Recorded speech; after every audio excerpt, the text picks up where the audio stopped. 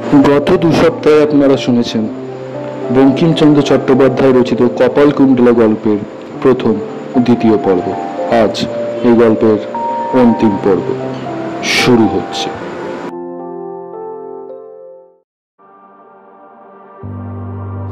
লুৎফুন্নিসার আগ্রা গমন করিতে এবং তথা হইতে সপ্তগ্রাম আসিতে প্রায় 1 বৎসর গত হইয়াছিল। কপালকুণ্ডলা 1 বৎসরের অধিক কাল নবকুমারের গৃহিণী। যেদিন প্রদোষকালে লুৎফুন্নিসা কাননে, সেদিন কপালকুণ্ডলা অন্য মনে শয়নকক্ষে বসিয়া আছেন। শ্রোতারা সমুদ্র তীরে আলুলায়িত কুন্তলা ভূষণহীনা যে কপালকুণ্ডলাকে দেখিয়াছেন, এসে কপালকুণ্ডলা নহে, শ্যামা সুন্দরীর ভবিষ্যৎ বাণী সত্য হইয়াছে। স্পর্শমণির স্পর্শে যোগিনী গৃহিণী হইয়াছে। এই ক্ষণে সেই অসংখ্য কৃষ্ণোজ্জ্বল ভুজঙ্গের বাহুতুল্য আঙ্গুল ফলম্বিত কেশরাশি পশ্চাৎভাগে সধুল বেণী সম্বন্ধ হইয়াছে। বেণী রচনায়ও শিল্প পারিপাট্য লক্ষিত হইতেছে। কেশ বিন্যাসে অনেক সূক্ষ্ম কারুকার্য শ্যামা সুন্দরের বিন্যাস কৌশলের পরিচয় দিতেছে। কুসুম দামও পরিত্যক্ত হয় নাই। চতুষ্পার্শ্বে কিরীট মণ্ডল স্বরূপ বেণী বেষ্টন করিয়া রহিয়াছে। কেশের যে ভাগ বেণী মধ্যে ন্যস্ত হয় নাই, তাহা মাথার উপরে সর্বত্র সমানোচ্চ হইয়া রহিয়াছে। এমত নহে, আকুঞ্চন প্রযুক্ত ক্ষুদ্র ক্ষুদ্র কৃষ্ণ তরঙ্গ রেখায় শোভিত হইয়া রহিয়াছে। মুখমণ্ডল এখন আর কেশবারে অর্ধলুক্কায়িত নহে, জ্যোতির্ময় হইয়া শোভা পাইতেছে। কেবলমাত্র স্থানে স্থানে বন্ধন বৃষংশ্রী ক্ষুদ্র ক্ষুদ্র অলকাগুচ্ছ তদুপরি শ্বেদ বিজড়িত হইয়া রহিয়াছে। বর্ণ সেই অর্ধপূর্ণ শশাঙ্ক রশ্মি রুচির। এখন 2 কর্ণে হেমকর্ণ ভূষা দুলিতেছে, কণ্ঠে হিরণময় কণ্ঠমালা দুলিতেছে। বর্ণের নিকট সে সকল ম্লান হয় নাই। অর্ধচন্দ্র কৌমুদী বসনা ধরণীর অঙ্কে নৈশ কুসুমবত শোভা পাইতেছে। তাহার পরিধানে শুক্লাম্বর, সে শুক্লাম্বর অর্ধচন্দ্রদীপ্ত আকাশ মণ্ডলে অনিবিড় শুক্ল মেঘের ন্যায় শোভা পাইতেছে। বর্ণ সেইরূপ চন্দ্রার্ধ কৌমুদীময় বটে, কিন্তু যেন পূর্বাপেক্ষা ঈষৎ সমল। যেন আকাশ প্রান্তে কোথাকাল মেঘ দেখা দিয়েছে। কপালকুণ্ডলা একাকিনী বসিয়াছিলেন না, সখী শ্যামা সুন্দরী নিকটে বসিয়াছিলেন। তাহাদের উভয়ের পরস্পরের কথোপকথন হইতেছিল, তাহার কিছুটা শ্রোতারা শুনিতে পাইবে। কপালকুণ্ডলা কহিলেন, ঠাকুর জামাই আর কতদিন এখানে থাকিবেন? কালি বিকালে চলিয়া যাইবে। আহা, আজি রাত্রে যদি ওষুধটা তুলিয়া রাখিতাম, তবু তারে বশ করিয়া মানুষ জন্ম সার্থক করিতে পারিতাম। কালি রাত্রে বাহির হইয়াছিলাম বলিয়া নাথি ঝাঁটা খাইলাম, আর আজই বাহির হইব কি প্রকারে? দিনে তুলিলে কেন হয় না? দিনে তুলিলে ফলবে কেন? ঠিক 2 প্রহর রাত্রে এলো চুলে তুলিতে হয়। তা ভাই, মনের স্বাদ মনেই রহিল। আচ্ছা, আমি তো আজ সে গাছ চিনে এসেছি, আর যে বনে হয় তাও দেখে এসেছি। তোমাকে আজ আর যেতে হবে না, আমি একা গিয়া ঔষধ তুলিয়া আনিব। একদিন যা হইয়াছে তা হইয়াছে, রাত্রে তুমি আর বাহির হইও না। সেজন্য তুমি কেন চিন্তা করো? শুনেছ তো, রাত্রে বেরানো আমার ছেলেবেলা হইতে অভ্যাস। মনে ভেবে দেখো, যদি আমার সে অভ্যাস না থাকিত, তবে তোমার সঙ্গে আমার কখনো চাক্ষুষ হইত না।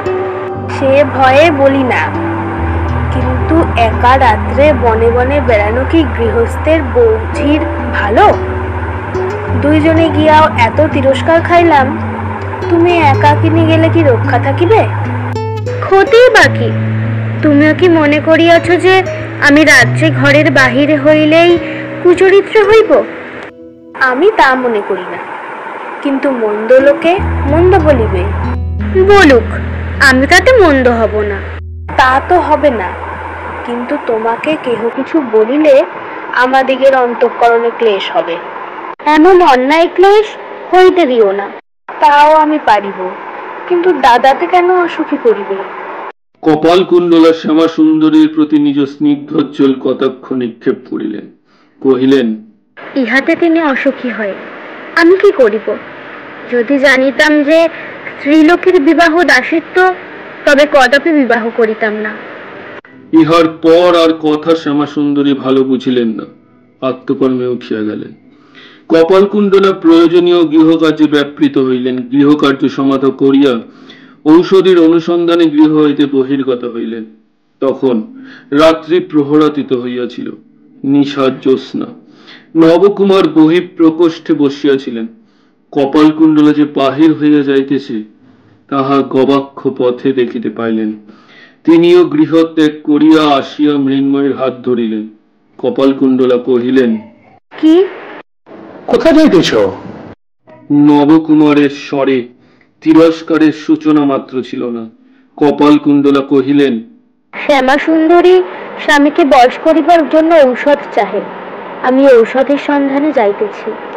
নবকুমার পূর্ববৎ কোমল স্বরে কহিলেন, ভালো, কালিও তো একবার গিয়েছিলে, আজই আবার কেন?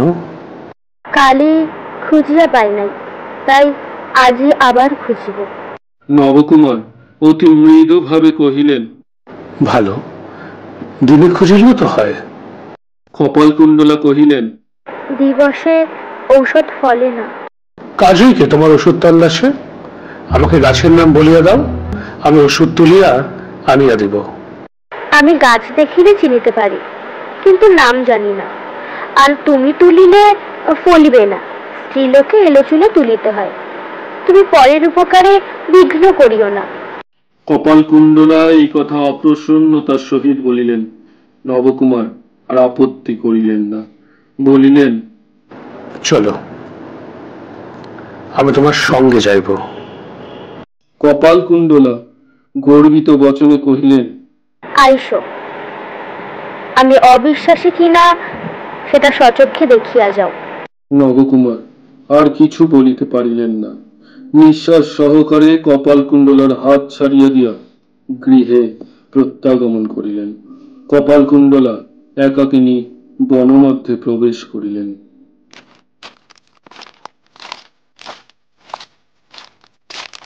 সপ্তগ্রামের এই ভাগ যে বনময়, তাহা পূর্বেই শ্রোতারা শুনিতে পাইয়াছে।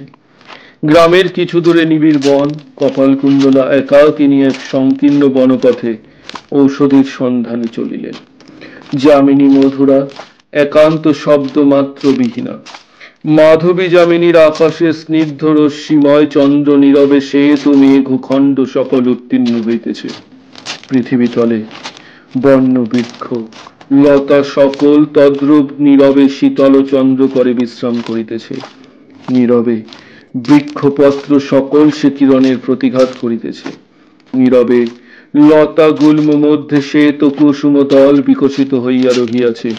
পশু পক্ষী নীরব, কেবল কদাচিৎ মাত্র ভগ্ন বিশ্রাম, কোন পক্ষীর পক্ষ স্পন্দন শব্দ, কোথাও কচ্ছিৎ শুষ্ক পত্রপাত শব্দ, কোথাও তলস্থ শুষ্ক পত্র মধ্যে রক জাতীয় জীবের কচ্ছিৎ গতিজনিত শব্দ, কচ্ছিৎ অতি দূরস্থ কুক্কুর রব।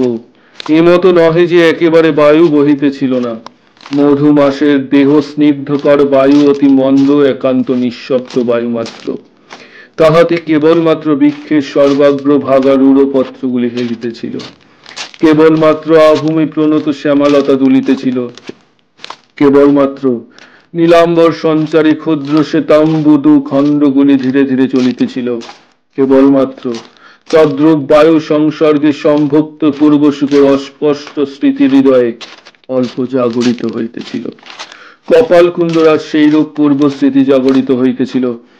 বালিয়ারির শিখরে যে সাগর বাড়ি বিন্দু সংশ্লিষ্ট মলয়ানীল তাহার ললাম্ব কম্বল পন্থে ক্রিয়া করিত, তাহা মনে পড়িল। অমল নীলানন্ত গগন প্রতি চাহিয়া দেখিলেন, সেই অমল নীলানন্ত গগনরূপী সমুদ্র মনে পড়িল। কপালকুণ্ডলা পূর্ব স্মৃতি সমালোচনায় অন্যমনা হইয়া চলিলেন।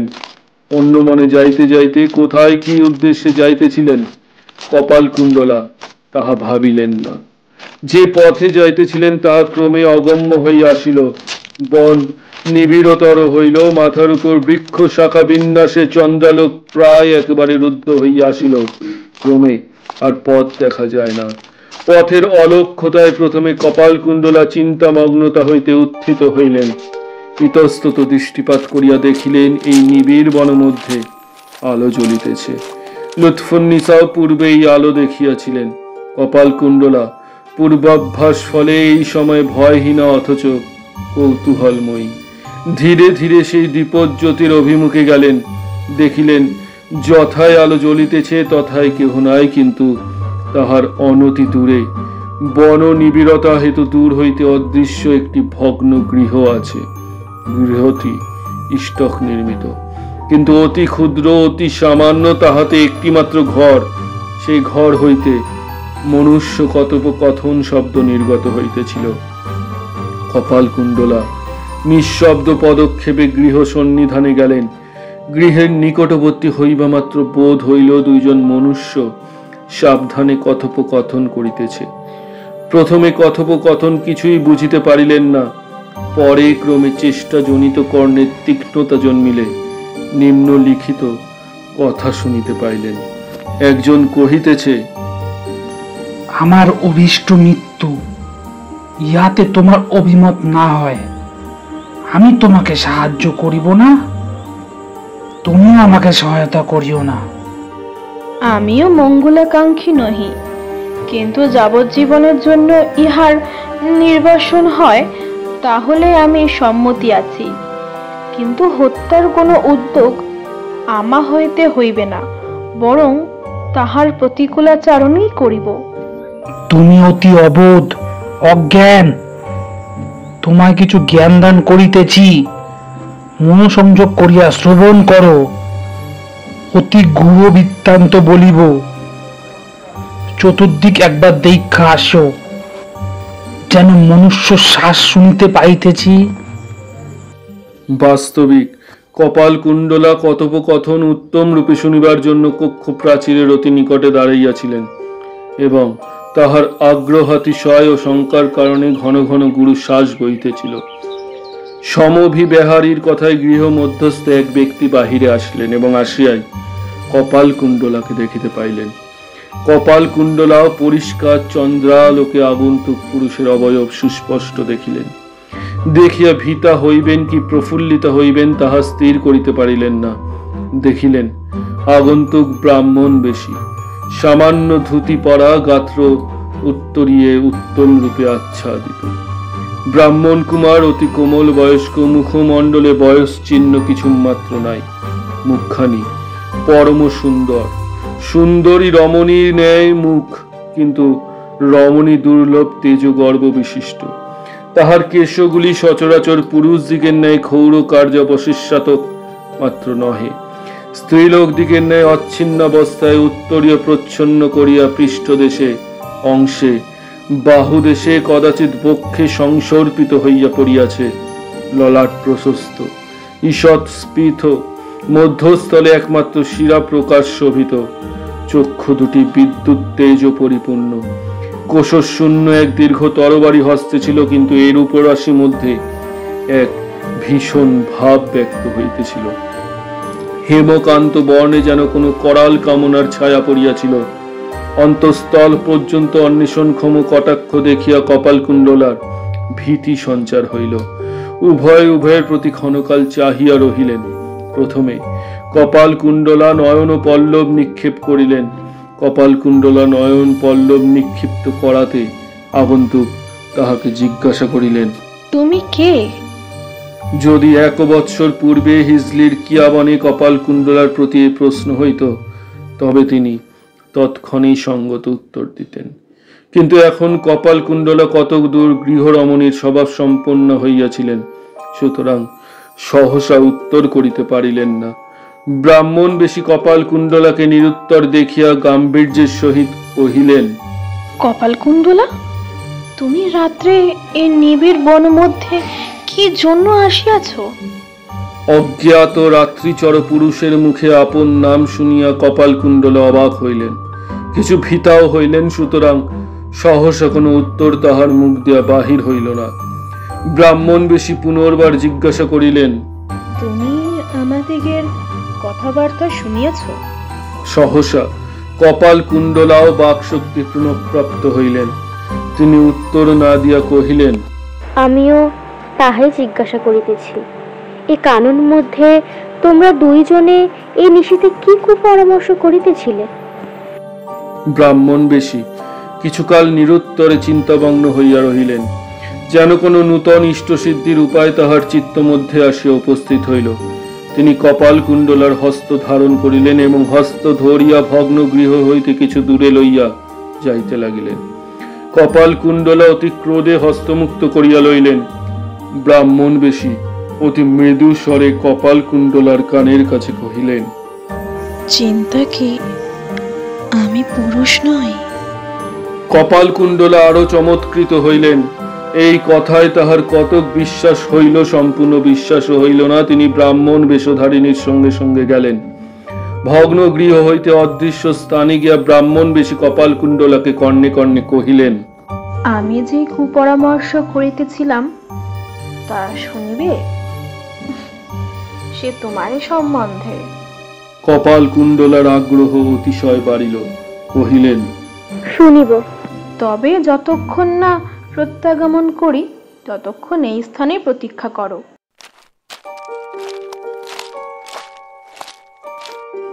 এই বলিয়া ছদ্মবেশিনী ভগ্নগৃহে প্রত্যাগমন করিলেন। কপাল কুণ্ডলা কিয়ৎক্ষণ তথায় বসিয়া রহিলেন, কিন্তু যাহা দেখিয়াছিলেন ও শুনিয়াছিলেন তাহাতে তাহার কিছু ভয় জন্মিয়াছিল। এক ক্ষণে একাকিনী অন্ধকার বন মধ্যে বসিয়া থাকাতে উদ্বেগ বাড়িতে লাগিল।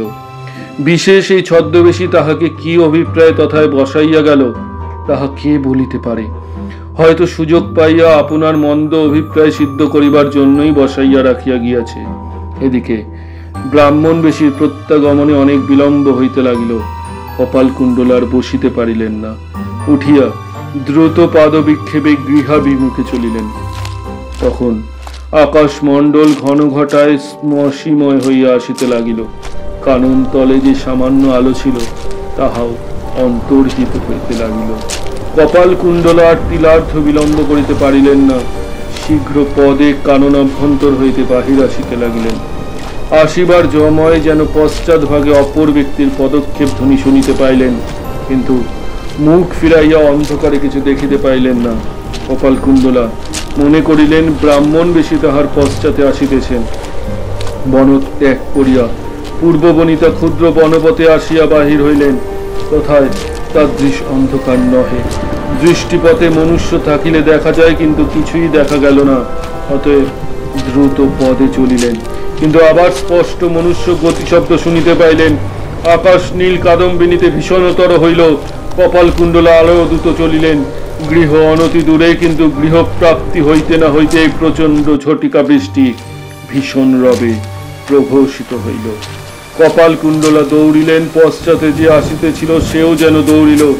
এমত শব্দবোধ হইল। গৃহ দৃষ্টিপথবর্তী হইবার পূর্বেই প্রচন্ড ঝটিকা বৃষ্টি কপাল কুণ্ডলার মস্তকের উপর দিয়ে প্রবাহিত হইল। ঘন ঘন গম্ভীর মেঘ শব্দ এবং অশনি সম্পাদ শব্দ হইতে লাগিল। ঘন ঘন বিদ্যুৎ চমকিতে লাগিল। মুষলধারে বৃষ্টি পড়িতে লাগিল। কপাল কুণ্ডলা কোন ক্রমে আত্মরক্ষা করিয়া গৃহে আসিলেন। প্রাঙ্গণ ভূমি পার হইয়া প্রকোষ্ঠ মধ্যে উঠিলেন। দুয়ার তাহার জন্য খোলা ছিল। দুয়ার রুদ্ধ করিবার জন্য প্রাঙ্গণের দিকে সম্মুখ ফিরিলেন। বোধ হইল যে প্রাঙ্গণ ভূমিতে এক দীর্ঘাকার পুরুষ দাঁড়াইয়া আছে। এই সময় একবার বিদ্যুৎ চমকাইল। একবার তাকাতেই বিদ্যুৎ চমকাইতেই তাহাকে চিনিতে পারিলেন। সেই সাগর তীর প্রবাসী, সেই কাপালিক।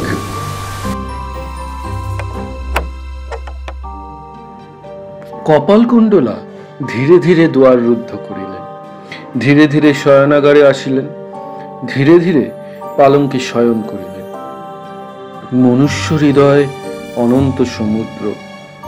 যখন তদুপরি ক্ষিপ্ত বায়ুগণ সমর করিতে থাকে, কে তাহার তরঙ্গমালা গণিতে পারে?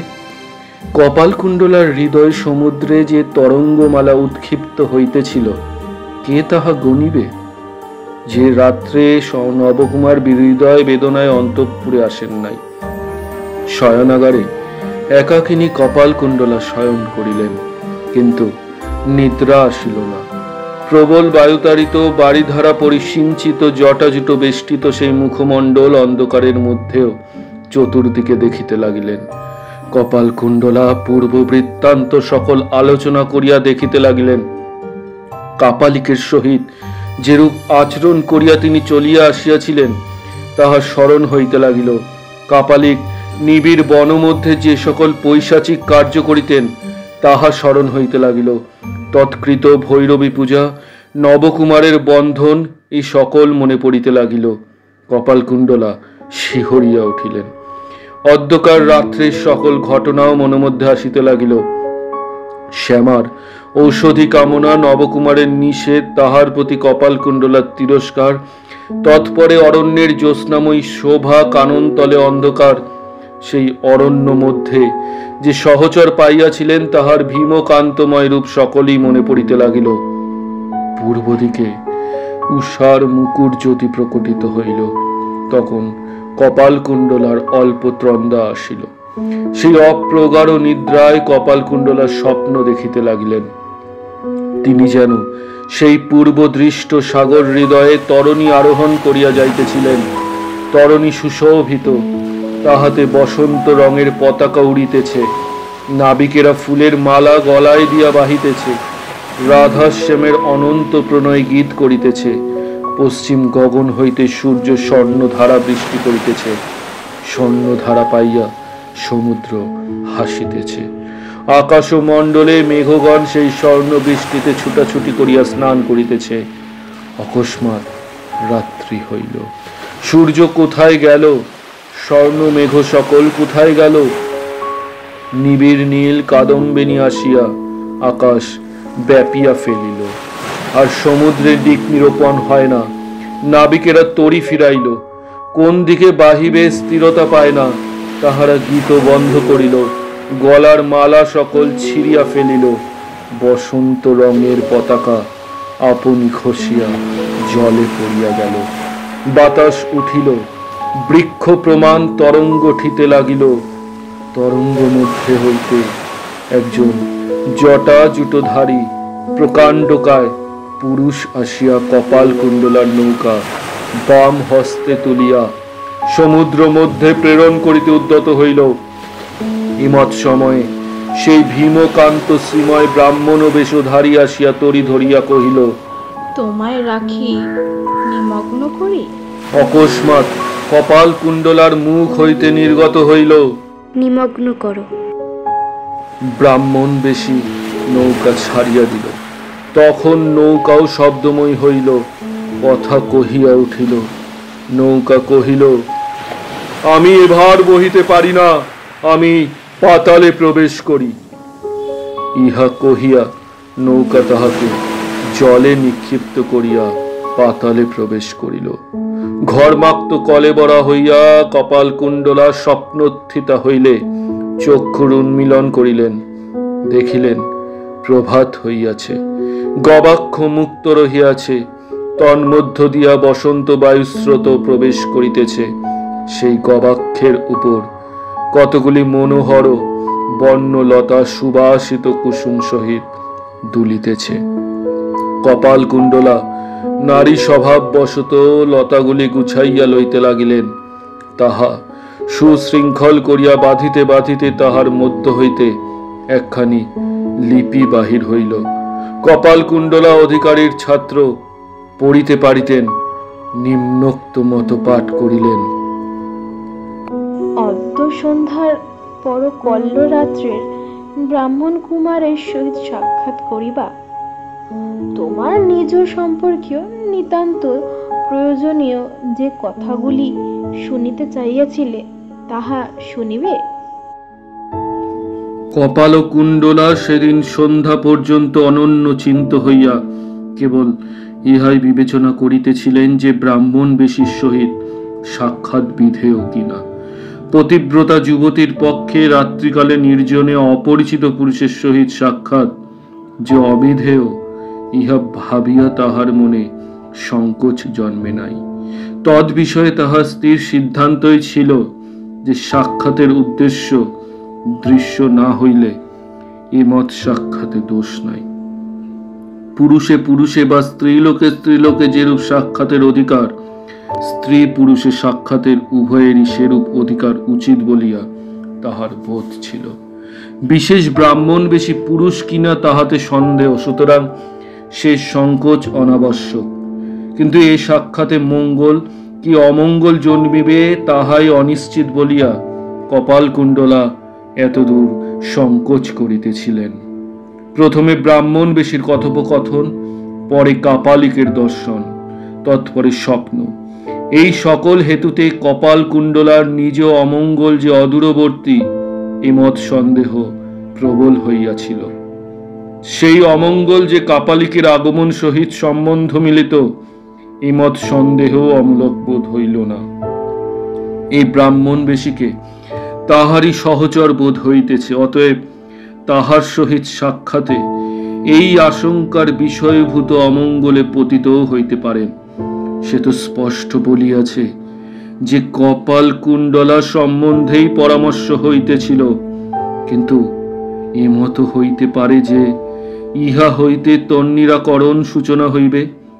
ব্রাহ্মণ কুমার এক ব্যক্তির সহিত গোপনে পরামর্শ করিতেছিল, সে ব্যক্তিকে এই কাপালিক বলিয়া বোধ হয়। সেই কথোপকথনে কাহারও মৃত্যুর সংকল্প প্রকাশ পাইতেছিল, নিতান্ত পক্ষে চিরনির্বাসন। সে কাহার? ব্রাহ্মণ বেশি তো স্পষ্ট বলিয়াছেন যে কপালকুণ্ডলা সম্বন্ধে কুপরামর্শ হইতেছিল, তবে তাহারই মৃত্যু বা তাহারই চিরনির্বাসন কল্পনা হইতেছিল। হইলই বা তারপর স্বপ্ন, সেই স্বপ্নের তাৎপর্য কি? স্বপ্নে ব্রাহ্মণ বেশি মহাবিপত্তিকালে আসিয়া তাহাকে রক্ষা করিতে চাহিয়াছিলেন, কার্যেও তাহাই ফলিতেছে। ব্রাহ্মণ বেশি সকল কথা ব্যক্ত করিতে চাহিতেছেন, তিনি স্বপ্নে বলিয়াছেন নিমগ্ন কর। কার্যেও কি সেইরূপ বলিবেন? না না, ভক্ত বৎসলা ভবানী অনুগ্রহ করিয়া স্বপ্নে তাহার রক্ষা হেতু উপদেশ দিয়াছেন। ব্রাহ্মণ বেশি আসিয়া তাহাকে উদ্ধার করিতে চাহিতেছেন, তাহার সাহায্য ত্যাগ করিলে নিমগ্ন হইবেন। অতএব কপালকুণ্ডলা তাহার সহিত সাক্ষাৎ করাই স্থির করিলেন। বিজ্ঞ ব্যক্তি এইরূপ সিদ্ধান্ত করিতেন কিনা তাহাতে সন্দেহ, কিন্তু বিজ্ঞ ব্যক্তির সিদ্ধান্তের সহিত আমাদিগের সংস্রব নাই। কপালকুণ্ডলা বিশেষ বিজ্ঞ ছিলেন না, সুতরাং বিজ্ঞের ন্যায় সিদ্ধান্তও করিলেন না। কৌতূহল পরবশ রমণীর ন্যায় সিদ্ধান্ত করিলেন, ভীম কান্ত রূপরাশি দর্শন লোলুপ যুবতীর ন্যায় সিদ্ধান্ত করিলেন, নৈশ বন ভ্রমণ বিলাসিনী সন্ন্যাসী পালিতার ন্যায় সিদ্ধান্ত করিলেন, ভবানী ভক্তি ভাব বিমোহিতার ন্যায় সিদ্ধান্ত করিলেন, জ্বলন্ত বন্যী শিখায় পতনোন্মুখ পতঙ্গের ন্যায় সিদ্ধান্ত করিলেন। সন্ধ্যার পরে গৃহকর্ম কতক কতক সমাপন করিয়া কপালকুণ্ডলা পূর্বমত বনাভিমুখে যাত্রা করিলেন। কপালকুণ্ডলা যাত্রাকালে শয়নাগারে প্রদীপটি উজ্জ্বল করিয়া গেলেন। তিনি যেমন কক্ষ হইতে বাহির হইলেন, অমনি গৃহের প্রদীপ নিবিয়া গেল। যাত্রাকালে কপালকুণ্ডলে এক কথা বিস্তৃত হইলেন। ব্রাহ্মণ বেশি কোন স্থানে সাক্ষাৎ করিতে লিখিয়াছিলেন, এই জন্য পুনর্বার লিপি পাঠের আবশ্যক হইল।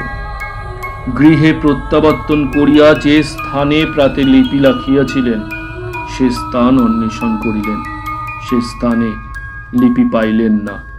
স্মরণ হইল যে কেশ বন্ধন সময়ে ওই লিপি সঙ্গে রাখিবার জন্য কবরী মধ্যে বিন্যস্ত করিয়াছিলেন। অতএব কবরী মধ্যে অঙ্গুলি দিয়া সন্ধান করিলেন। অঙ্গুলিতে লিপি স্পর্শ না হওয়াতে কবরী আলুলায়িত করিলেন, তথাপি সে লিপি পাইলেন না। তখন গৃহের অন্যান্য স্থানে তত্ত্ব করিলেন, কোথাও না পাইয়া পরিশেষে পূর্ব সাক্ষাৎ স্থানেই সাক্ষাৎ সম্ভব সিদ্ধান্ত করিয়া পুনর্যাত্রা করিলেন। অনবকাশ প্রযুক্ত সে বিশাল কেশরাশি পুনর্বিন্যস্ত করিতে পারেন নাই। অতএব আজি কপালকুণ্ডলা অনুরা কালের মতো কেশমণ্ডল মধ্যবর্তিনী হইয়া চলিলেন। যখন সন্ধ্যার প্রাক্কালে কপালকুণ্ডলা গৃহকার্যে ব্যাপৃতা ছিলেন, তখন লিবি কবরী বন্ধনচ্যুত হইয়া ভূমিতলে পড়িয়া গিয়াছিল। কপালকুণ্ডলা তাহা জানিতে পারেন নাই, নবকুমার তাহা দেখিয়াছিলেন। কবরী হইতে পত্র খসিয়া পড়িল দেখিয়া নবকুমার বিস্মিত হইলেন। কপালকুণ্ডলা কার্যান্তরে গেলে লিপি তুলিয়া বাহিরে গিয়া পাঠ করিলেন। সে লিপি পাঠ করিয়া একই সিদ্ধান্ত সম্ভব। যে কথাগুলি শুনিতে চাইয়াছিলে তাহা শুনিবে? সে কি প্রণয় কথা? ব্রাহ্মণ বেশি মৃন্ময়ী রূপপতি? যে ব্যক্তি পূর্বরাত্রের বৃত্তান্ত অনবগত, তাহার পক্ষে দ্বিতীয় সিদ্ধান্ত সম্ভব না। প্রতিব্রতা স্বামীর সহগমনকালে অথবা অন্য কারণে যখন কেহ জীবিতে চিতারোহণ করিয়া চিতায় অগ্নি সংলগ্ন করে, তখন প্রথমে ধূমরাশি আসিয়া চতুর্দিক বেষ্টন করে, দৃষ্টি লোপ করে, অন্ধকার করে। পরে ক্রমে কাষ্ঠরাশি জ্বলিতে আরম্ভ হইলে প্রথমে নিম্ন হইতে সর্পজিহ্বার ন্যায় দু একটি শিখা আসিয়া অঙ্গের স্থানে স্থানে দংশন করে। পরে সশব্দে অগ্নিজ্বালা চতুর্দিক হইতে আসিয়া বেষ্টন করিয়া অঙ্গ প্রত্যঙ্গ ব্যাপিতে থাকে। শেষে প্রচণ্ড রবে অগ্নিরাশি গগনমণ্ডল জ্বালাময় করিয়া মস্তক অতিক্রম পূর্বক ভস্য রাশি করিয়া ফেলে। নবকুমারের লিপি পাঠ করিয়া সেই রূপ হইল। প্রথমে বুঝিতে পারিলেন না, পরে সংশয়, পরে নিশ্চয়তা, শেষে জ্বালা। মনুষ্য হৃদয়ে ক্লেশাধিক্য বা সুখাধিক্য একেবারে গ্রহণ করিতে পারে না, ক্রমে ক্রমে গ্রহণ করে। নবকুমারকে প্রথমে ধূমরাশি বেষ্টন করিল, পরে বন্যী শিখা হৃদয় তাপিত করিতে লাগিল, শেষে বন্যী রাশিতে হৃদয় ভস্মীভূত হইতে লাগিল। ইতিপূর্বেই নবকুমার দেখিয়াছিলেন যে কপালকুণ্ডলা কোন কোন বিষয়ে তাহার অবাধ্য হইয়াছেন। বিশেষ কপালকুণ্ডলা তাহার নিষেধ সত্ত্বেও যখন যেখানে ইচ্ছা সেখানে একাকিনী যাইতেন, যাহার তাহার সহিত যথেচ্ছ আচরণ করিতেন, অধিকন্তু তাহার বাক্য হেলন করিয়া নিশীতে একাকিনী বনভ্রমণ করিতেন। আর কেহ ইহাতে সন্ধিয়ান হইত, কিন্তু নবকুমারের হৃদয়ে কপালকুণ্ডলার প্রতি সন্দেহ উত্থাপিত হইলে চিরনিবার্য বৃশ্চিক দংশনগত হইবে জানিয়া তিনি একদিনের তরেও সন্দেহকে স্থান দান করেন নাই। অদ্যও সন্দেহকে স্থান দিতেন না, কিন্তু অদ্য সন্দেহ নহে, প্রতীতি আসিয়া উপস্থিত হইয়াছে। যন্ত্রণার প্রথম বেগের সমতা হইলে নবকুমার নীরবে বসিয়া অনেকক্ষণ রোদন করিলেন। রোদন করিয়া কিছু সুস্থির হইলেন। তখন তিনি কিংকর্তব্য সম্বন্ধে স্থির প্রতিজ্ঞ হইলেন, আজই তিনি কপালকুণ্ডলাকে কিছু বলিবেন না। কপালকুণ্ডলা যখন সন্ধ্যার সময় বনাভিমুখে যাত্রা করিবেন, তখন গোপনে তাহার অনুসরণ করিবেন। কপালকুণ্ডলার মহাপাপ প্রত্যক্ষীভূত করিবেন, তাহার পর এই জীবন বিসর্জন করিবেন। কপালকুণ্ডলাকে কিছু বলিবেন না, আপনার প্রাণ সংহার করিবেন। না করিয়া কি করিবেন? এই জীবনের দুর্বহ ভার বইতে তাহার শক্তি হইবে না। এই স্থির করিয়া কপালকুণ্ডলার বহির্গমন প্রতীক্ষায় তিনি খড়ক্কি দ্বারের প্রতি দৃষ্টি করিয়া রহিলেন। কপালকুণ্ডলা বহির্গত হইয়া কিছু দূরে গেলে নবকুমারও বহির্গত হইতেছিলেন। এমন সময় কপালকুণ্ডলা লিপির জন্য প্রত্যাবর্তন করিলেন। সেটি দেখিয়া নবকুমারও সরিয়া গেলেন। শেষে কপালকুণ্ডলা পুনর্বার বাহির হইয়া কিছু দূর গমন করিলে নবকুমার আবার তদনুগমনে বাহির হইতেছিলেন। এমত সময়ে দেখিলেন দ্বার ও দেশ আবৃত করিয়া এক দীর্ঘাকার পুরুষ দণ্ডায়মান রহিয়েছেন। কে সে ব্যক্তি, কেন দাঁড়াইয়া, জানিতে নবকুমারের কিছুমাত্র ইচ্ছা হইল না। তাহার প্রতি চাহিয়াও দেখিলেন না, কেবল কপালকুণ্ডলার প্রতি দৃষ্টি রাখিবার জন্য ব্যস্ত। অতএব পথ মুক্তির জন্য আগন্তুকের বক্ষে হস্ত দিয়া তাড়িত করিলেন, কিন্তু তাহাকে সরাইতে পারিলেন না। নবকুমার কহিলেন, কে তুমি? দূর হও, আমার পথ ছাড়ো। আগন্তুক কহিল, আমি কে? তুমি কি চেনো না? সে শব্দ সমুদ্র নাদবৎ কর্ণে লাগিল। নবকুমার চাহিয়া দেখিলেন সে পূর্ব পরিচিত জটা জুটোধারী কাপালিক। নবকুমার চমকিয়া উঠিলেন, কিন্তু ভীতা হইলেন না। সহসা তাহার মুখ প্রফুল্ল হইল। কহিলেন, কপালকুণ্ডলা কি তোমার সহিত সাক্ষাতে যাইতেছে? না। জালিত মাত্র আশার প্রদীপ তখনই নির্বাণ হওয়াতে নবকুমারের মুখ পূর্ববৎ মেঘময় অন্ধকারাবিষ্ট হইল। কহিলেন, তবে তুমি পথ মুক্ত করো। পথ মুক্ত করিতেছি, কিন্তু তোমার সহিত আমার কিছু কথা আছে, অগ্রে তা শ্রবণ করো। তোমার সহিত আমার কি কথা? তুমি আমার প্রাণনাশের জন্য আসিয়াছ। প্রাণ গ্রহণ করো, আমি আবার কোনো ব্যাঘাত করিব না। তুমি এক্ষুনি অপেক্ষা করো, আমি আসিতেছি। কেন আমি দেবসৃষ্টির জন্য শরীর দিলাম না? এক্ষণে তাহার ফল ভোগ করিলাম। যে আমাকে রক্ষা করিয়াছিল সে আমাকে নষ্ট করিল। কাপালিক, আমাকে এবার অবিশ্বাস করিও না। আমি এখনই আসিয়া তোমাকে আত্মসমর্পণ করিব। আমি তোমার প্রাণবধার্ত হয়ে আসি নাই, ভবানীর তা ইচ্ছা নহে। আমি যা করিতে আসিয়াছি তা তোমার অনুমোদিত হইবে। বাটির ভেতর চলো, আমি যা বলি তা শ্রবণ করো। এক্ষণে নহে, সময়ান্তরে তাহা শ্রবণ করিব। তুমি এখন অপেক্ষা করো, আমার বিশেষ প্রয়োজন আছে, সাধন করিয়া আসিতেছি। বৎস, আমি সকল অবগতই আছি। তুমি সেই পাপিষ্ঠার অনুসরণ করিবে, সে যেথায় যাইবে, আমি তাহা অবগত আছি। আমি তোমাকে সে স্থানে সমবিহারে লইয়া যাইব, যাহা দেখিতে চাও দেখাইব। এখনই আমার কথা শ্রবণ করো, কোনো ভয় করিও না। আর তোমাকে আমার কোনো ভয় নাই, আইসো। এই বলিয়া নবকুমার কাপালিককে গৃহাভ্যন্তরে লইয়া গিয়া আসন দিলেন। কাপালিক আসন গ্রহণ করিয়া দুই বাহু নবকুমারকে দেখাইলেন। নবকুমার দেখিলেন উভয় বাহু ভগ্ন।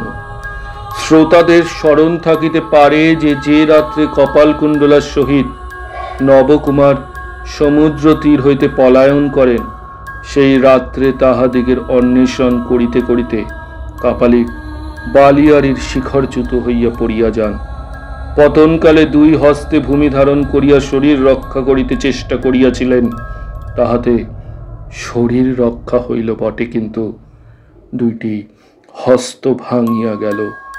কাপালিক এই সকল বৃত্তান্ত নবকুমারের নিকট বিবরিত করিয়া কহিলেন, ভূপতিত হইয়াই আমি জানতে পারিছিলাম যে আমার করদয় ভঙ্গ হইয়াছে আর অঙ্গ অভগ্ন আছে। এমতো নয়, আমি পতন মাত্রই মূর্ছিত হইয়াছিলাম। প্রথম অবিচ্ছেদে অজ্ঞানাবস্থায় ছিলাম, পরেক্ষণে সজ্ঞান ক্ষণে অজ্ঞান হইলাম। কয়দিন যে আমি এই অবস্থায় রইলাম তাহা বোধহয় বলিতে পারিব না। এক রাত্রি কি দুদিন হইবে।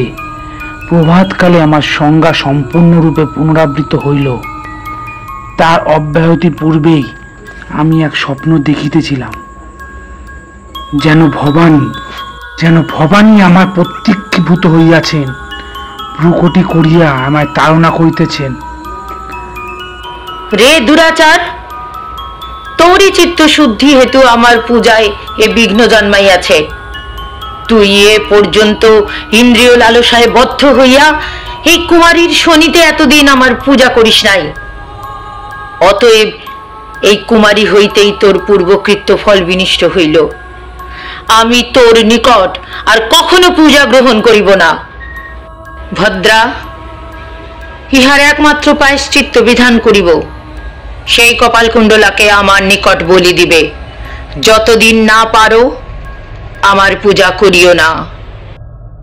কতদিনে বা কি প্রকারে আমি আরোগ্য প্রাপ্ত হইলাম তাহা আমার বর্ণনা করিবার প্রয়োজন নাই। কালে আরোগ্য পাইয়া দেবীর আজ্ঞা পালন করিবার চেষ্টা আরম্ভ করিলাম। দেখিলাম যে এই বাহুদয়ে শিশুরও বল নাই। বাহুবল ব্যতীত যত্ন সফল হইবার নহে, অতএব ইহাতে একজন সহকারী আবশ্যক হইল। কিন্তু মানুষ্য বর্গ ধর্মে অল্পমতি, বিশেষ কলির প্রবাল্যে জবন রাজা, পাপাত্মক রাজ্য শাসনের ভয় কেউই এমতো কার্যে সহচর হয় না। বহু সন্ধানে আমি পপীয়সীর অবস্থান জানিতে পারিয়াছি, কিন্তু বাহুবলের অভাব হেতু ভবানীর আজ্ঞা পালন করিতে পারি নাই।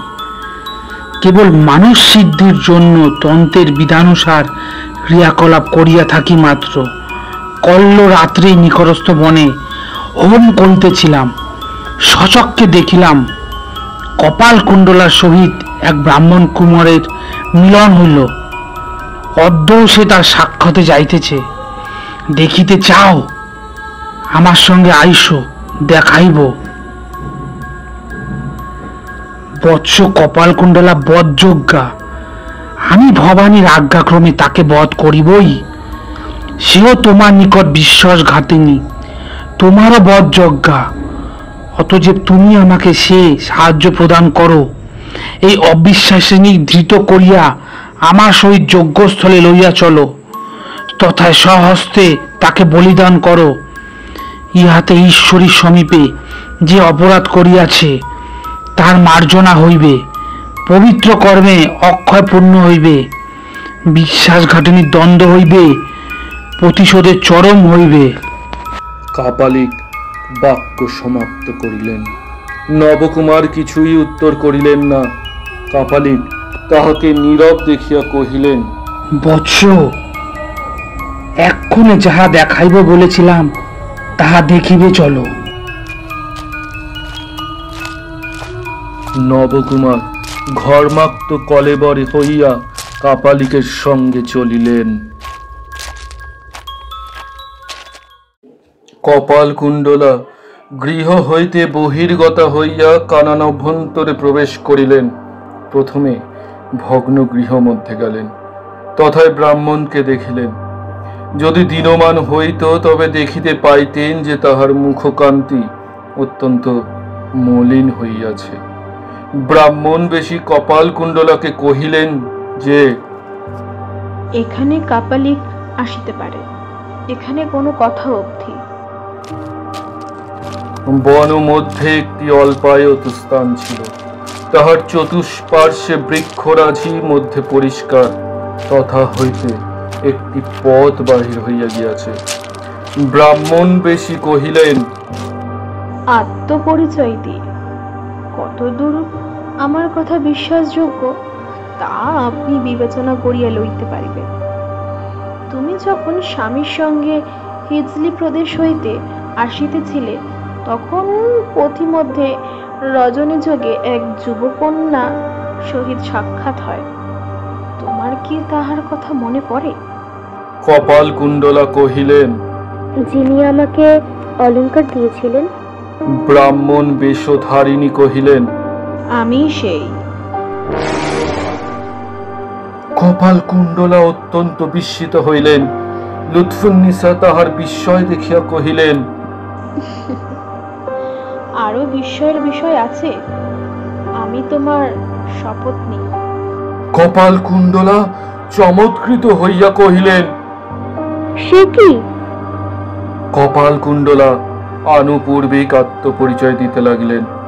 বিবাহ, জাতিভ্রংশ, স্বামী কর্তৃক ত্যাগ, ঢাকা, আগ্রা, জাহাঙ্গীর, মেহেরুন্নিসা, আগ্রা ত্যাগ, সপ্তগ্রামে বাস, নবকুমারের সহিত সাক্ষাৎ, নবকুমারের ব্যবহার, গত দিবস প্রদোষে ছদ্মবেশে কাননে আগমন, হোমকারীর সহিত সাক্ষাৎ, সকলে বলিলেন। এই সময় কপাল কুণ্ডলা জিজ্ঞাসা করিলেন, তুমি কি অভিপ্রায়ে আমাদিগের বাড়িতে ছদ্মবেশে আসিতে বাসনা করিয়াছিলে? লুৎফুন্নিসা কহিলেন, তোমার সহিত স্বামীর চিরবিচ্ছেদ জন্মাইবার অভিপ্রায়ে। কপালকুণ্ডলা চিন্তা করিতে লাগিলেন, কহিলেন, তাহা কি প্রকার সিদ্ধ করিতে? আপাতত তোমার সতীত্বের প্রতি স্বামীর সংশয় জন্মাইয়া দিতাম। কিন্তু সে কথায় আর কাজ কি, সে পথ ত্যাগ করিয়াছি। এখনে তুমি যদি আমার পরামর্শ মতে কাজ করো, তবে তোমা হইতে আমার কামনা সিদ্ধি হইবে, অথচ তোমার মঙ্গল সাধন হইবে। হোমকারীর মুখে তুমি কাহার নাম শুনিয়াছিলে? তোমারই নাম। তিনি তোমার মঙ্গল বা অমঙ্গল কামনায় হোম করেন, ইহা জানিবার জন্য প্রণাম করিয়া তাহার নিকট বসিলাম। যতক্ষণ না তাহার ক্রিয়া সম্পন্ন হইল, ততক্ষণ তথায় বসিয়া রইলাম। হোমান্তে তোমার নাম সংযুক্ত হোমের অভিপ্রায়ের ছলে জিজ্ঞাসা করিলাম।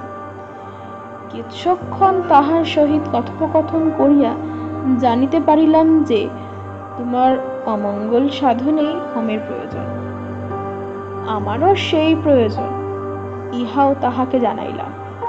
তৎক্ষণাৎ পরস্পরের সহায়তা করিতে বাধ্য হইলাম। বিশেষ পরামর্শের জন্য তিনি আমাকে ভগ্নগৃহ মধ্যে লইয়া গেলেন। তথায় আপন মনোগত ব্যক্ত করিলেন, তোমার মৃত্যুই তাহার অভীষ্ট, তাতে আমার কোনো ইষ্ট নাই। আমি ইহজন্মে কেবল পাপই করিয়াছি, কিন্তু পাপের পথে আমার এতদূর অধঃপত হয় নাই যে আমি নিরপরাধ বালিকার মৃত্যু সাধন করি। আমি তাহাতে সম্মতি দিলাম না। এই সময় তুমি তথায় উপস্থিতি হইয়াছিলে, বোধ করি কিছু শুনিয়া থাকিবে। আমি ঐরূপ বিতর্কই শুনিয়াছিলাম। সে ব্যক্তি আমাকে অবোধ অজ্ঞান বিবেচনা করিয়া কিছু উপদেশ দিতে চাইল। শেষটা কি দাঁড়াই ইহা জানিয়া তোমায় উচিত সংবাদ দিব বলিয়া তোমার বন্য মধ্যে অন্তরালে লইয়া গেলাম। তারপর আর ফিরিয়া আসিলে না কেন? তিনি অনেক কথা বলিলেন, বাহুল্য বৃত্তান্ত শুনিতে শুনিতে বিলম্ব হইল। তুমি সে ব্যক্তিকে বিশেষ চান, কে সে অনুভব করিতে পারছ? আমার পূর্বপালক কাপালিক। সেই বটে। কাপালিক প্রথমে তোমাকে সমুদ্র তীরে প্রাপ্তি, তথায় প্রতিপালন, নবকুমারের আগমন, তৎসহিত তোমার পলায়ন, হে সমুদ্রয় পরিচয় দিলেন। তোমাদের পলায়নের পর যাহা যাহা হইয়াছিল তাহাও বিবৃতি করিলেন। সে সকল বৃত্তান্ত তুমি জানো না, তাহা তোমার গোচরাৎ বিস্তারিত বলিতেছে। এই বলিয়া লুৎফুন্নিসা কাপালিকের শিখরচ্যুতি, হস্তভঙ্গ, স্বপ্ন সকল বলিলেন। স্বপ্ন শুনিয়া কপালকুণ্ডলা চমকিয়া শিহরিয়া উঠিলেন, চিত্তমধ্যে বিদ্যুৎ চঞ্চলা হইলেন। লুৎফুন্নিসা বলিতে লাগিলেন, কাপালিকের দৃষ্টির প্রতিজ্ঞা ভাবানীর আজ্ঞা প্রতিপালন, বাহুবলহীন, এই জন্যই পরের সাহায্য তাহার নিতান্তই প্রয়োজন। আমাকে ব্রাহ্মণী বিবেচনা করিয়া সহায় করিবার প্রত্যাশায় সকল বৃত্তান্ত বলিল। আমি এ পর্যন্ত এ দুষ্কর্মের স্বীকৃতি হই নাই, এ দুর্বৃত্তি চিত্তের কথা বলিতে পারি না, কিন্তু ভরসা করি যে কখনোই স্বীকৃত হইও না, বরং এই সংকল্পের প্রতিকূলাচারণ করিব, এই অভিপ্রায়। সেই অভিপ্রায়ে আমি তোমায় সহিত সাক্ষাৎ করিলাম, কিন্তু এ কার্য নিতান্ত অস্বার্থপর হইয়া করি নাই। তোমার প্রাণদান দিতেছি, তুমি আমার জন্য কিছু করো। কি করিব? আমারও প্রাণদান দাও, স্বামী ত্যাগ করো। কপালকুণ্ডলা অনেকক্ষণ কথা কহিলেন না, অনেকক্ষণ পর কহিলেন, স্বামী ত্যাগ করিয়া কোথায় যাইব? বিদেশে বহু দূরে। তোমাকে অট্টালিকা দিব, ধন দিব, দাসদাসীও দিব, রানীর ন্যায় থাকিবে তুমি। কপালকুণ্ডলা আবার চিন্তা করিতে লাগিলেন। পৃথিবীর সর্বত্র মানস লোচনে দেখিলেন, কোথাও কাহাকে দেখিতে পাইলেন না। অন্তঃকরণ মধ্যে দৃষ্টি করিয়া দেখিলেন, তথায় তো নবকুমারকে দেখিতে পাইলেন না, তবে কেন লুৎফুন্নিসার সুখের পথ রোধ করিবেন? লুৎফুন্নিসাকে কহিলেন, তুমি আমার উপকার করিয়াছ কিনা তাহা আমি এখনো বুঝিতে পারিতেছি না।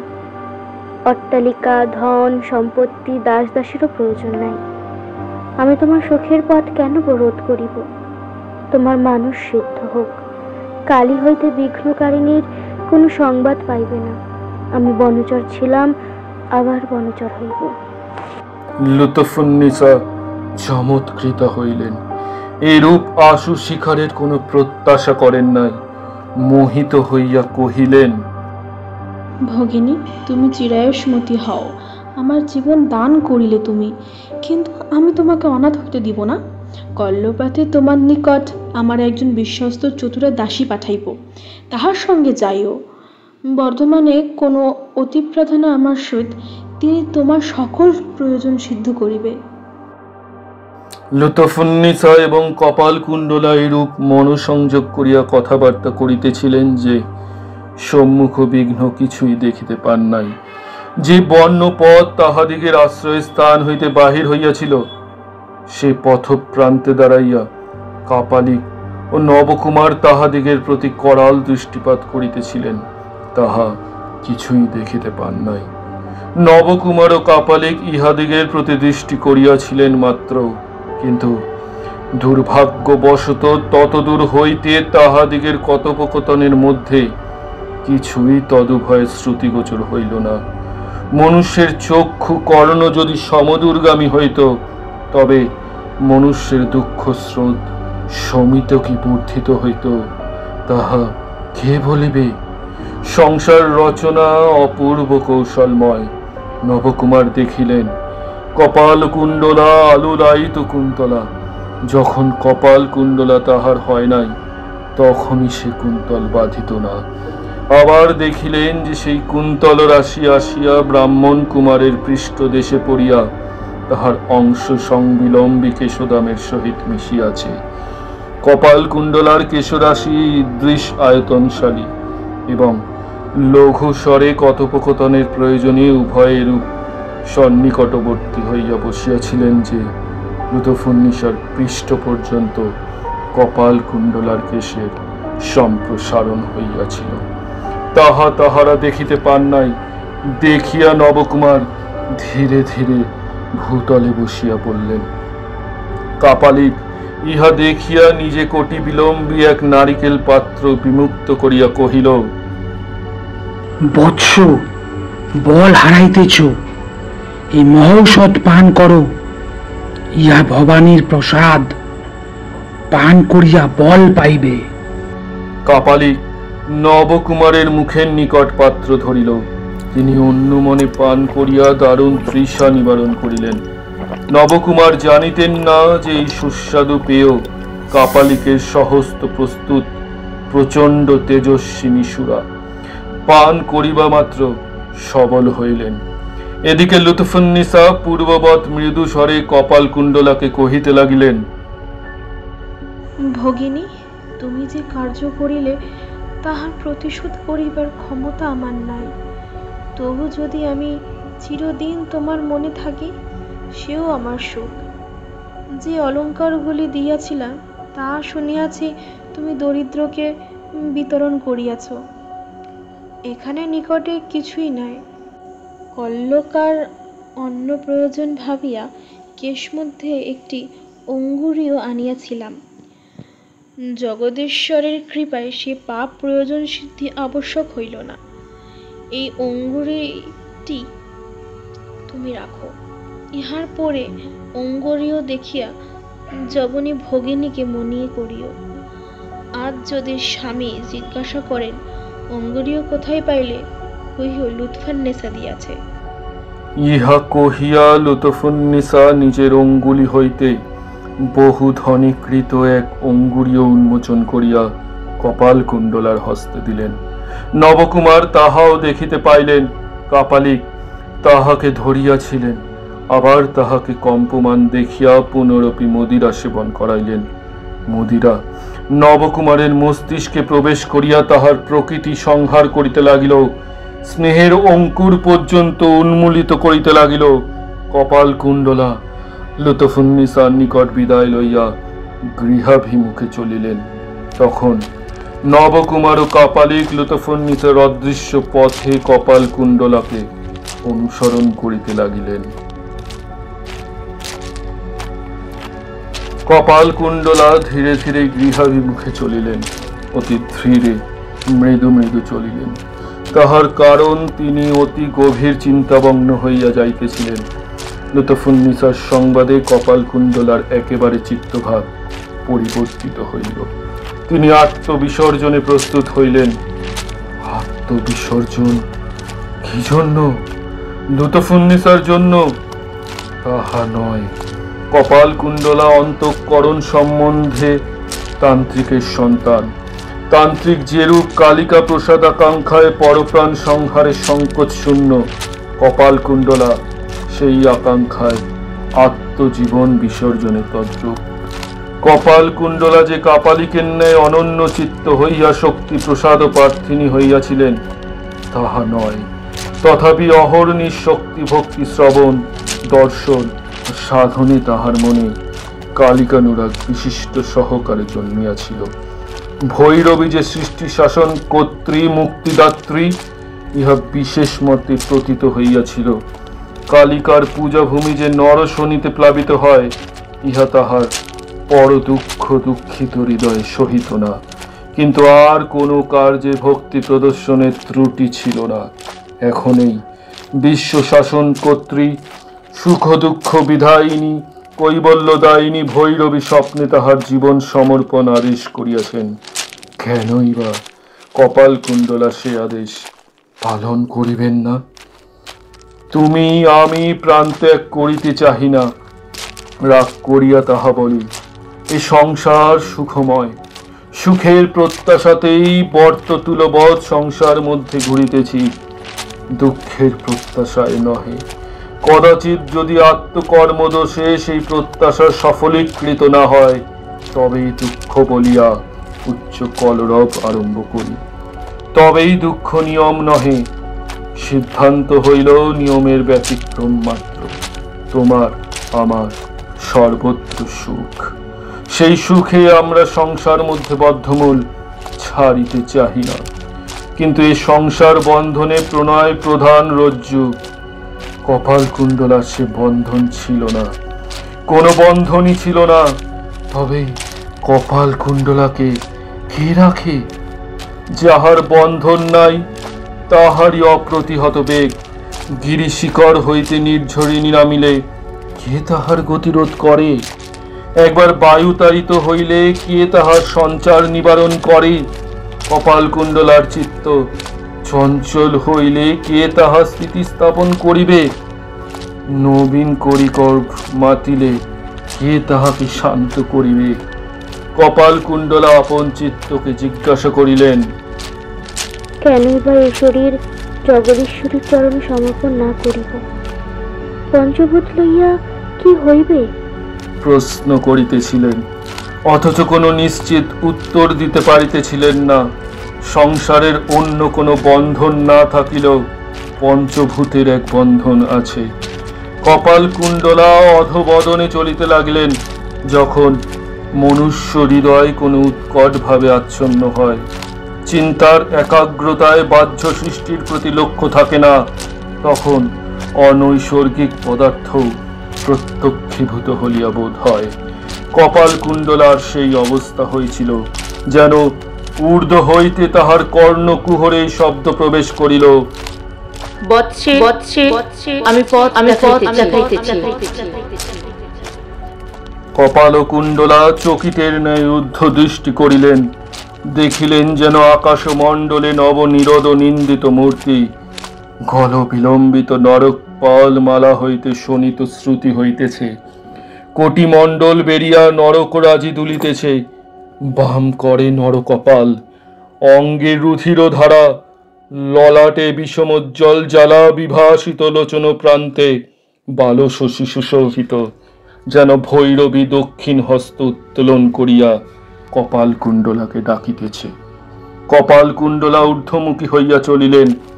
সেই নর কাদম্বিনী সন্নিভ রূপ আকাশ মার্গে তাহার আগে আগে চলিল। কখনো কপাল মালনীর অবয়ব মেঘে লুক্কায়িত হয়, কখনো নয়ন পথে স্পষ্ট বিকশিত হয়। কপালকুণ্ডলা তাহার প্রতি চাহিয়া চলিলেন। নবকুমার বা কাপালিক এসব কিছুই দেখেন নাই।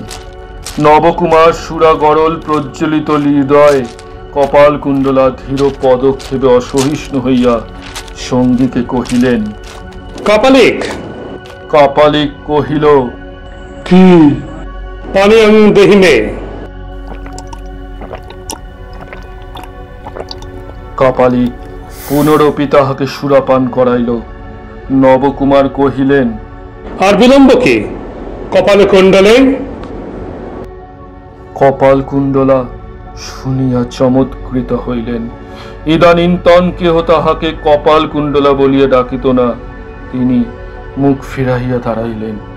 নবকুমার ও কাপালিক তাহার সম্মুখে আসিলেন। কপালকুণ্ডলা প্রথমে তাহাদিওকে চিনিতে পারিলেন না। কহিলেন, তোমরা কে? যমদূত? না না, পিতা। তুমি কি আমায় বলি দিতে আসিয়াছ? নবকুমার দৃঢ় মুষ্টিতে কপালকুণ্ডলার হস্ত ধারণ করিলেন। কাপালিক করুণার্দ্র মধুময় স্বরে কহিলেন, বৎসে, আমাদের দিকে আইসো। এই বলিয়া কাপালিক শ্মশানাভিমুখে পথ দেখাইয়া তুলিলেন। কপালকুণ্ডলা আকাশে দৃষ্টি নিক্ষেপ করিলেন। যথায় গগন বিহারিণী ভয়ঙ্করী দেখিয়াছিলেন, সেই দিকে চাহিলেন। রণরঙ্গিনী খলখল হাসিতেছে। এক দীর্ঘ ত্রিশূল ধরিয়া কাপালিক গত পথপ্রতি সংকেত করিতেছে।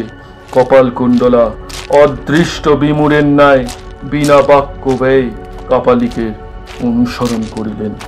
নবকুমার পূর্ববৎ দৃঢ় মুষ্টিতে তাহার হস্ত ধারণ করিয়া চলিলেন। চন্দ্রমা অস্তমিত হইল, বিশ্বমণ্ডল অন্ধকারে পরিপূর্ণ হইল। কাপালিক যথায় পূজাস্থান সংস্থাপিত করিয়াছিলেন, তথায় কপালকুণ্ডলাকে লইয়া গেলেন। সে গঙ্গা তীরে এক বৃহৎ সৈকত ভূমি, তাহার সম্মুখে আরো বৃহত্তর দ্বিতীয় এক খণ্ড সিক্তাময় স্থান। সেই সৈকতে শ্মশান ভূমি। উভয় সৈকত মধ্যে জলোচ্ছ্বাস কালে অল্প জল থাকে। সেই জায়গায় গিয়ে দাঁড়ালেন। এক্ষণে জল সেরকম ছিল না। শ্মশান ভূমিতে যে মুখ গঙ্গা সম্মুখীন, সেই মুখ অতুচ্চ। জলে অবতরণ করিতে গেলে একেবারে উচ্চ হইতে অগাধ জলে পড়িতে হয়। তাহাতে আবার অবিরত বায়ু তাড়িত তরঙ্গাভিঘাতে উপকূলতল ক্ষয়িত হইয়াছিল। কখনো কখনো মৃত্তিকা খণ্ড স্থানচ্যুত হইয়া অগাধ জলে পড়িয়া যাইত। পূজাস্থানে দীপ নাই, কাষ্ঠখণ্ড মাত্রে অগ্নি জ্বলিতেছিল। তদালোকে অতি অস্পষ্ট দৃষ্ট শ্মশান ভূমি আরো ভীষণ দেখাইতেছিল। নিকটে পূজা, হোম, বলি প্রভৃতির সমগ্র আয়োজন ছিল। বিশাল তরঙ্গিনী হৃদয় অন্ধকারে বিস্তৃত হইয়া রহিয়াছে। চৈত্র মাসের বায়ু অপ্রতিহত বেগে গঙ্গা হৃদয়ে প্রধাবিত হইতেছিল। তাহার কারণে তরঙ্গাভিঘাত জনিত কলকল রব গগন ব্যপ্ত করিতেছিল। শ্মশান ভূমিতে সভুক পশুগণ কর্কশ কণ্ঠে কচ্ছিৎ ধ্বনি করিতেছিল। কাপালিক নবকুমার ও কপালকুণ্ডলাকে উপযুক্ত স্থানে কুশাসনে উপনিবেশন করিয়া তন্ত্রাদির বিধানুসারে পূজারম্ভ করিলেন। উপযুক্ত সময়ে নবকুমারের প্রতি আদেশ করিলেন যে কপালকুণ্ডলাকে স্নাত করাইয়া আনো। নবকুমার কপালকুণ্ডলার হস্ত ধারণ করিয়া শ্মশান ভূমির উপর দিয়া স্নান করাইতে লইয়া চলিলেন। তাহাদিগের চরণে অস্থি ফুটিতে লাগিল। নবকুমারের পদের আঘাতে একটা জলপূর্ণ শ্মশান কলস ভগ্ন হইয়া গেল। তাহার নিকটেই সব পড়িয়াছিল। হতভাগার কেহ সৎকারও করে নাই। দুইজনেরই তাহাতে পদস্পর্শ হইল। কপালকুণ্ডলা তাহাকে বেরিয়া গেলেন। নবকুমার তাহাকে চরণে দলিত করিয়া গেলেন। চতুর্দিক বেরিয়া সব মাংসভোগ পশু সকল ফিরিতেছিল। মনুষ্য দুইজনের আগমনে উচ্চ কণ্ঠে রব করিতে লাগিল। কেহ আক্রমণ করিতে আসিল, কেহ বা পদ শব্দ করিয়া চলিয়া গেল। কপালকুণ্ডলা দেখিলেন নবকুমারের হস্ত কাঁপিতেছে। কপালকুণ্ডলা স্বয়ং নির্ভীক, নিষ্কম্প। কপালকুণ্ডলা জিজ্ঞাসা করিলেন, ভয় পাইতেছ? নবকুমারের মদিরার মোহ ক্রমে মন্দীভূত হইয়া আসিতেছিল। অতি গম্ভীর স্বরে নবকুমার উত্তর করিলেন, ভয় মৃন্ময়ী, তাহা নয়। তবে কাঁপিতেছ কেন? এই প্রশ্ন কপালকুণ্ডলা যে স্বরে করিলেন তাহা রমণী কণ্ঠেই সম্ভবে। যখন রমণী পর দুঃখে গলিয়া যায়, কেবল তখনই রমণী কণ্ঠে সে স্বর সম্ভবে। কে জানিত যে আসন্ন কালে শ্মশানে আসিয়া কপালকুণ্ডলার কণ্ঠ হইতে এই স্বর নির্গত হইবে। নবকুমার কহিলেন, ভয় নহে, কাঁদিতে পারিতেছি না, এই ক্রোধে কাঁপিতেছি। কাঁদিবে কেন? আবার সেই কণ্ঠ। নবকুমার কহিলেন, কাঁদিব কেন? তুমি কি জানিবে মৃন্ময়ী? তুমি তো কখনো রূপ দেখিয়া উন্মত্ত হও নাই। বলিতে বলিতে নবকুমারের কণ্ঠস্বর যাতনায় রুদ্ধ হইয়া আসিতে লাগিল। মৃন্ময়ী, কপালকুণ্ডলে আমায় রক্ষা করো, এই তোমার পায়ে লুটাইতেছি। একবার বলো যে তুমি অবিশ্বাসিনী নও, একবার বলো আমি তোমার হৃদয়ে তুলিয়া গৃহে লইয়া যাইব। কপালকুণ্ডলা হাত ধরিয়া নবকুমারকে উঠাইলেন। মৃদু স্বরে কহিলেন, তুমি তো জিজ্ঞাসা করো নাই। যখন এই কথা হইল তখন উভয়ে একেবারে জলের ধারে আসিয়া দাঁড়াইয়াছিলেন। কপালকুণ্ডলা অগ্রে, নদীর দিকে পশ্চাৎ করিয়াছিলেন। তাহার পশ্চাতে এক পথ পরেই জল। এখন জলোচ্ছ্বাস আরম্ভ হইয়াছিল। কপালকুণ্ডলা একটা আড়ির উপর দাঁড়াইয়াছিলেন। তিনি উত্তর করিলেন, তুমি তো জিজ্ঞাসা করো নাই। নবকুমার ক্ষিপ্তের ন্যায় কহিলেন, চৈতন্য হারাইয়াছি, কি জিজ্ঞাসা করিব? বলো মৃন্ময়ী, বলো বলো বলো, আমায় রাখো, গৃহে চলো। যাহা জিজ্ঞাসা করিলে বলিব। আজি যাহাকে দেখিয়াছ সে পদ্মাবতী, আমি অবিশ্বাসিনী নহি, একথা স্বরূপ বলিলাম। কিন্তু আর আমি গৃহে যাইব না। ভবানীর চরণে দেহ বিসর্জন করিতে আসিয়াছি, নিশ্চিত তাহা করিব। তুমি গৃহে যাও, আমি মরিব, আমার জন্য রোদন করিও না। না না মৃন্ময়ী, না। এইরূপ উচ্চ শব্দ করিয়া নবকুমার কপালকুণ্ডলাকে হৃদয়ে ধারণ করিতে বাহু প্রসারিত করিলেন। কপালকুণ্ডলাকে আর পাইলেন না। চৈত্র বায়ু তাড়িত এক বিশাল তরঙ্গ আসিয়া তীরে যেথায় কপালকুণ্ডলা দাঁড়াইয়া তথায় তথাদ ভোগে প্রহত হইল। অমনি তৎমৃত্তিকা খণ্ড কপালকুণ্ডলা সহিত ঘোর রবে নদী প্রবাহ মধ্যে ভগ্ন হইয়া পড়িল। নবকুমার তীর ভঙ্গের শব্দ শুনিলেন। কপালকুণ্ডলা অন্তর্হিত হইল দেখিলেন। অমনি অমনি তৎপশ্চাৎ লম্ফ দিয়া জলে পড়িলেন। নবকুমার সন্তরণে নিতান্ত অক্ষম ছিলেন না। কিছুক্ষণ সাঁতার দিয়া কপালকুণ্ডলার অন্বেষণ করিতে লাগিলেন। তাহাকে পাইলেন না, তিনিও আর উঠিলেন না। সেই অনন্ত গঙ্গা প্রবাহ মধ্যে বসন্ত বায়ু বিক্ষিপ্ত বীচিমালায় আন্দোলিত হইতে হইতে কপালকুণ্ডলা ও নবকুমার কোথায় গেল?